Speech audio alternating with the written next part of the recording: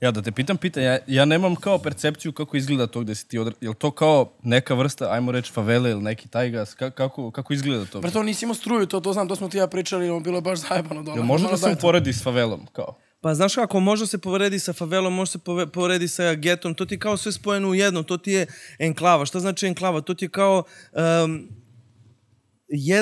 jedna nacija, jedna opština u krugu neke druge države, a nisu iste veroispovesti, nisu iste nacionalnosti i plus nisu u dobrim odnosima i ne slažu se.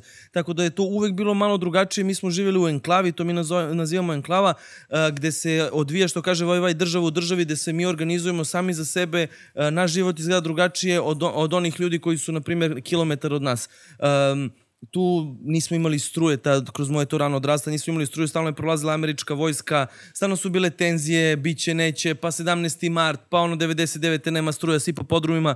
I to je bilo neko moje odrastanje koje je meni, da kažem, urezalo veliki trag. Ja, na primjer, nikad nisam pričao u životu u nekim intervjuima i podcastima da sam ja imao, to ja sad ću da ispričam vama, ja sam 99. bio u bolnici, meni je odstranjen jedan testis baš dok je bio rat. Ja sam bio u Prištini, u bolnici, ja sam tad su mi ostranili taj testis, ja sam bukvalno ležao na krevetu, a oko mene su bili vojnici bez ruku, bez nogu, vrištali su, ja sam to ko mali ovako gledao, meni keva tu, čale tu i ovako ulazi, izlaze i to je ostavilo neke velike posledice i stres na mene. Ja sad kad analiziram svoje odrastanje, mogu to tako da ozvaničim i da potvrdim da je to tako. Jer sam ja burazeru od tog momenta kad sam imao 7 godina pa do svoje 10. godine pišao u gaći dok sam spavao.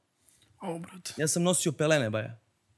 Znači, ja sam posle rata, 7 godina... Brate, zajebana je situacija, oni krivni i dužni ulazi neka treća struja, brate, unutra, američki vojnici, glupost, brate, to je jako veliki... Ti klinac ne kapira šta se dešava, ni odrasli ne kapiri šta se dešava, a kamoli ono klinci koji to sam... Moj sin sad ima, brate, 7 godina, ja sad razmišljam, ja sam u njegovim godinama sve to proživeo i koji je to bio stres za mene da gledam ja te vojnike, te ljude izranjavan, ovde ožiljak, ovde, ja kući vraćaju me, rad, bombe pucaju. Kažem ti, ja sam posle toga jako veliki stres imao. I onda kad sam se malo dozvao, kad sam napunio 11-12 godina, ja sam obećao sebi, jer sam neko bio svestan svega, prerano sam neke stvari doživao i obećao sam sebi da niko neće da mi oduzme mladost. Jer si ti jednom mlad. Sad smo ovde u ovim trenucima, u ovim godinama i ovo se neće desiti ponovo. I daj da napravimo od ovoga nešto najlepše, da nam ovo ostane kao lepo sećanje. Ja sam rekao sebi, niko meni neće mladost da uzme. I onda sam, brate, i bio... Uvijek su pričali neki psiholozi i veliki ljudi da iz nemaštine, iz nekih ograničenih mogućnosti ljudi postaju kreativni, postaju umetnici. Ja sam uvek maštao, ja sam svirao gitaru, pisao pesme. Ja sam u 3. razredu napisao prvu pesmu koja je jako ozbiljna. Ja to isto nigde nisam rekao, ali reću malo kasnije ovde isto kod vas. Počastit ću vas nekim idejama i nekim uspomenama, jer su me i dečaci iz Vrnjačke banje podsjetili, pitu su me za Vrnjačku banju. Kasnije, kad sam ja dobio priliku da odem u banju, da učim školu... A što tamo baš?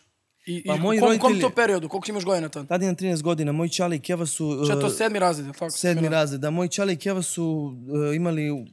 restorane ceo život. Ja sam porastao u restoranu, 99. zapalili restoran, posle to sam pričao, to već ljudi svi znaju, i onda digli restoran i čale, uvek nas je forsirao da kuvamo jer je to bila naš kao strast, to je bila kao ljubav. A imaš zanat kao u rukama uvek ceo život. Da, brate, kao nećeš biti gladan, nećeš ti biti hladno. Tako kao meni i moji čale sa šišenjem, to smo ti ja pričali. To je pa bukvalno zanat u rukama. I onda je bila priča kao ajde u Vrnjačku banju da ideš da učiš kao za kuvar, i to je meni bilo kao do jaja, idem negde gde ima struja. Ujebem ti sve. Znaš, idem negde gde će biti struje, baja, to mi je prvo. Gde će biti cveća, gde će biti banja, kao... Ja ne znam da idem.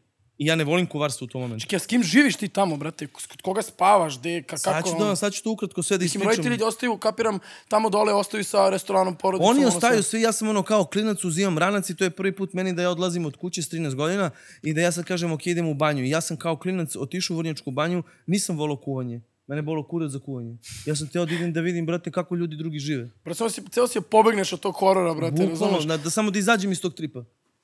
Pa naravno, pa i na neki način, to je u tebi to što si rekao malo pre za psihologiju i ove ostali trip, to je na neki način drive tebe, nešto što te vozi da napreduješ u fazonu si šta ima dalje, šta ima van ovog haosa, šta još mogu da vidim, da upoznam, da dođem. Mislim da u tom momentima, u tim nekim stresnim stvarima, ne svi, znaš, neko nema mindset kao ti, neko je u fazonu, brate, to je što je kraj, nema nam bolje, a ti si neko koji to gura i gazi, dođe. To je na kraju dana kakva si osoba. Ja mogu da se poistovetim sa tim kao, hoću da grizem, hoću da pravim priču, hoću ovo, ali iskreno, ja sam imao jedno normalno detinjstvo, razumeš? Nisam imao poteškoća kao ti, brate, da ono nije rat bio, razumeš? Ne, mnogo je zajebano, to je vrlo... generacija.